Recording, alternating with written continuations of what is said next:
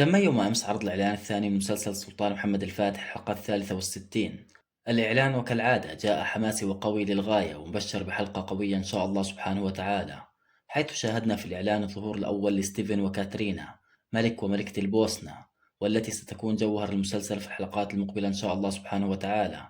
وشاهدنا في الإعلان بابا الفاتيكان يقرر دعم ستيفن للتصدي للقوات العثمانية والتي بدأت بالزحف غربا لمواصلة الفتوحات بعد الانتهاء من فتح طرابزون في الشرق. بابا الفاتيكان قرر أن يدعم ستيفن بطريقة مختلفة، حيث قرر أن يرسل إلى جانبه شخص سيقلب كل الموازين.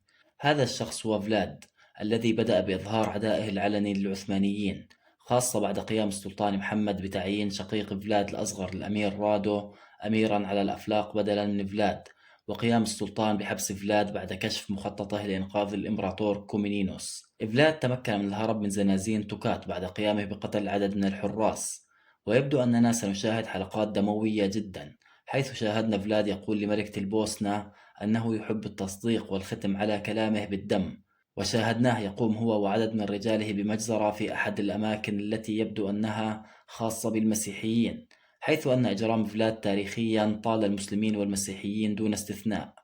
ويبدو أن فلاد لن يكون الشخص الدموي الوحيد، حيث يبدو أن ستيفن ملك البوسنة هو الآخر قاتل دون رحمة، وشاهدناه يقول لكاترينا أنه سيستعيد ما فقده والده.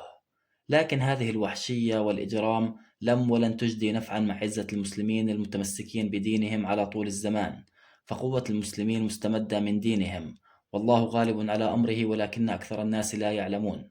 وسنشاهد في الحلقات القادمة إن شاء الله سبحانه وتعالى السلطان محمد وجيشه الجرار يفتحون القلاع واحدة تلو الأخرى للوصول إلى البوسنة وفتحها. ويكفي أن نعلم أن المسلمين تمكنوا من فتح 45 قلعة خلال 70 يوم فقط في الطريق إلى البوسنة. هذا الرقم المهول يؤكد أن المسلم لا يمكن لشيء أن يقف في طريقه إذا توكل على الله حق التوكل وأخذ بالأسباب.